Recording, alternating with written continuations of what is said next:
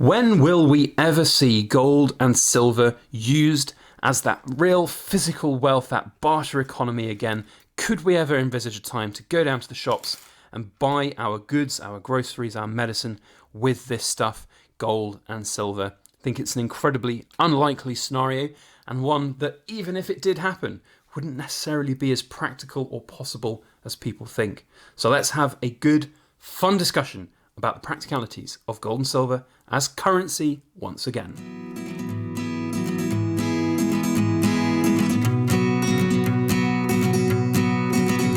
Hello everybody, Backyard Bullion here, and a very warm welcome to you all joining me for this week's Precious Metal Ramble, which is going to be all about the use of gold and silver in the real world. Can we ever envisage a time again where gold and silver will be used in its real physical form to go down to the shops and buy the things that you might need to survive, food, medicine, etc.? Or is that just fanciful thinking? Is it really not practical, and really the only time it might happen is in a complete Mad Max scenario, financial collapse, where fiat currencies are gone and there are no other alternatives than the stuff that is the common denominator for wealth, gold and silver?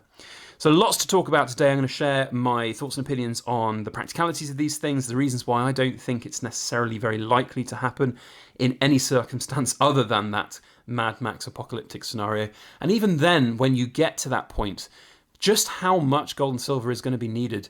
How are you going to survive on what you might have in your stack? Is it practical? Is it possible? So a whole host of things to cover today. As we go throughout the video, if you are enjoying it, please remember to put a thumbs up and share this around through your social media.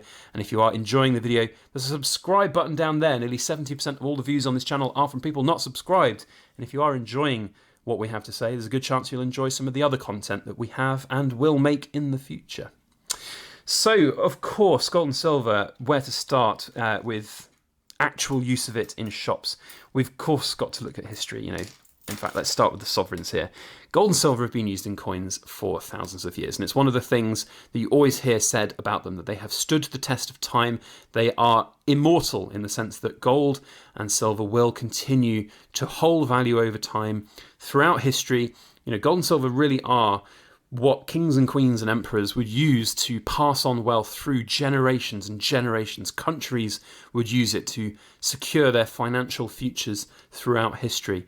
And it's only very recently that we have, as a society, moved away from that gold standard, that use of these metals in our coins, our currencies, our physical wealth.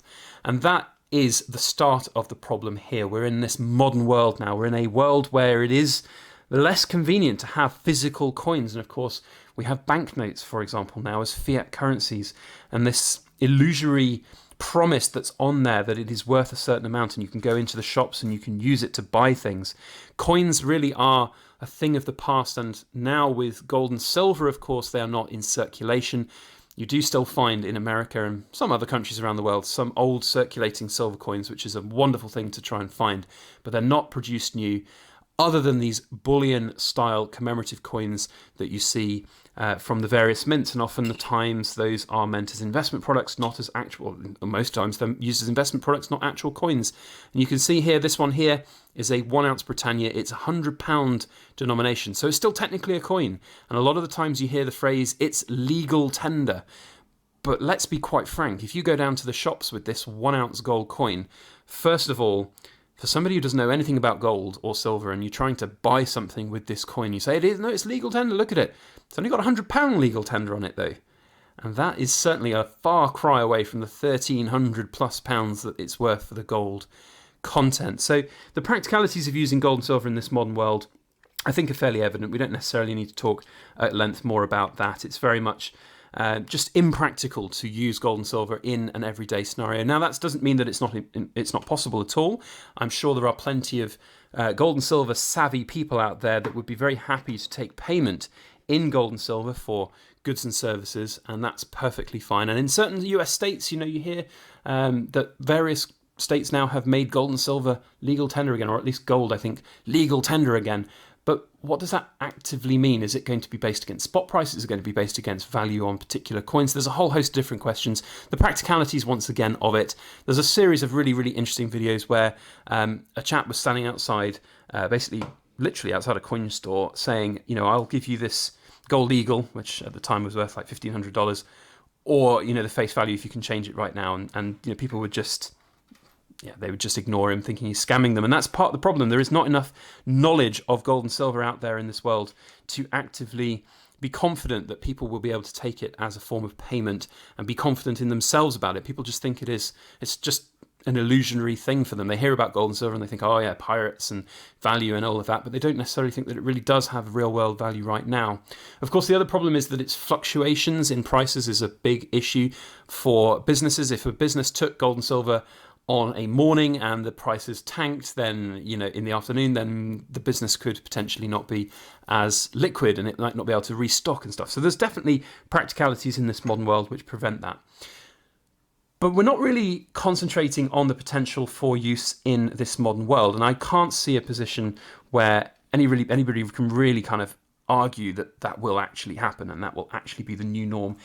If there is a situation that is most likely to have this happening, it is by which a particular currency has completely collapsed. And we've got some modern world examples of that in the not too distant past. Zimbabwe and Venezuela are the two that really spring to my mind. And I made a video a while back about the Venezuelan situation where there was, of course, the hyperinflation of the Venezuelan Bolivar, I think it's called. I remember getting in that video the pronunciation wrong, so hopefully I'm getting it right this time. But their currency hyperinflated away.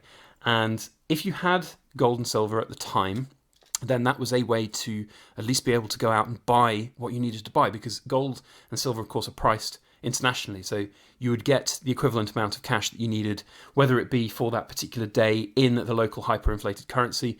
Of course, there are always issues about timings of that. If you cash things out on a Monday and you go and buy things on a Wednesday, it could have inflated away even further. More likely, people were cashing out from their gold and silver into other currencies, dollars, whatever it might be, and then actually using that gold or silver to basically buy what they need, but not necessarily in its physical form. And I do think that that is an interesting argument to have. So whilst, things like this wonderful 10-gram gold disc or gold gram disc is a really interesting premise of having fractional gold to be able to go and use to buy things, I do genuinely think in that scenario where we have a hyperinflation in those countries that it is very difficult to use that gold and silver on a regular basis, like in the shops. If you just go down to the shops with your gold and silver, there's a good chance that that's not going to be practical. But at the same time, it is practical in the sense that you can use that gold and silver to get hold of the other things that you want, the currencies that will be useful, the dollars that will be useful, the pounds, the euros, rather than using the native currencies which are hyperinflating, things that people hold more value in. The whole point of a hyperinflating currency is that it is losing value. It is not seen as something that is worthwhile having or stable. Another example is with Zimbabwe, where you saw, of course, Zimbabwe is a very notoriously rich country in terms of natural resources, and you saw a lot of people going out and even panning for gold, getting tiny little specks of gold as this means by which that they could then go out and get their supplies. So having a fractional supply of metals is potentially very useful in those scenarios. But for me, it does seem impractical. And yes, of course, I'm speaking from a world of privilege here where we're in the United Kingdom, we're in a Western world where currencies are, of course, a lot more stable. And the chances of a hyperinflating US dollar or a pound or a euro is pretty remote. But ultimately, I think people do need to have some of this stuff in their life if they are concerned about the hyperinflation potential.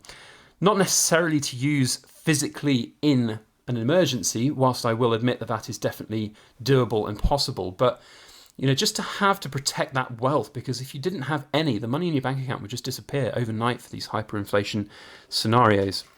Now, in terms of the practicalities of using gold and silver, one of the things that you do see a lot of are things like these fractional pieces, which I've made. I've made these little 1 gram, 2 gram, 3 gram, and fractional bits of gold and silver. And these kind of fractional pieces of gold and silver would most certainly be more beneficial to use in those scenarios than not. Because again, if you've got these big chunky 1 ounce gold coins, imagine a hyperinflated currency going down to the shops with this. You're just going to buy the whole shop.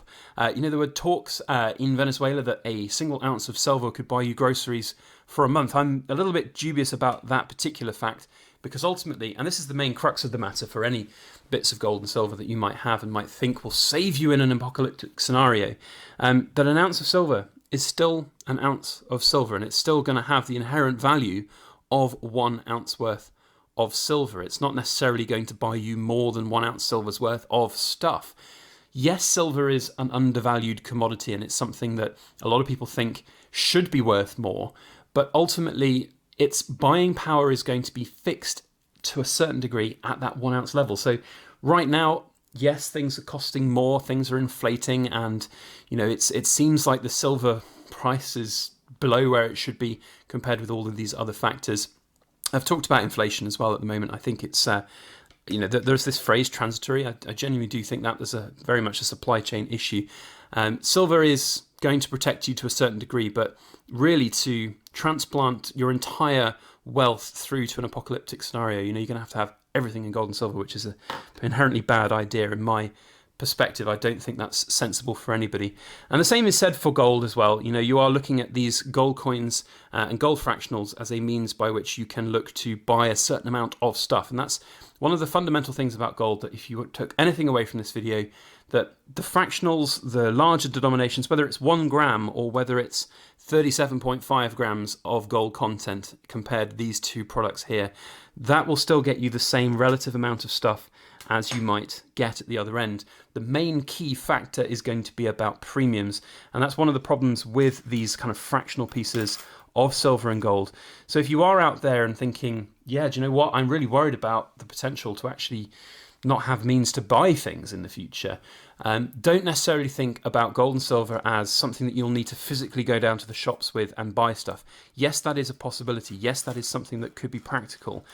But ultimately, I don't think that's the way many people will work in this world, unless you truly get an apocalyptic, like complete collapse of government, Mad Max scenario, individual fiefdoms with their own monetary systems. It's just not going to happen. What is more likely is that you'll be able to take your gold, your silver, exchange it out for whatever new currency or new barter exchange tool is out there.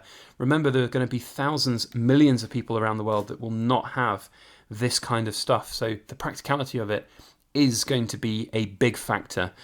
So don't go overboard and buy a bunch of these fractional pieces. I've made these here and they're bloody pain to make. They take ages to make, and it can be said the same for these. It's going to take, of course, 10 times as long to mint 10 little 1 gram bars than it is to mint one 10 gram bar. So often when you buy fractional pieces of gold or silver, you are spending an awful lot of money on premiums.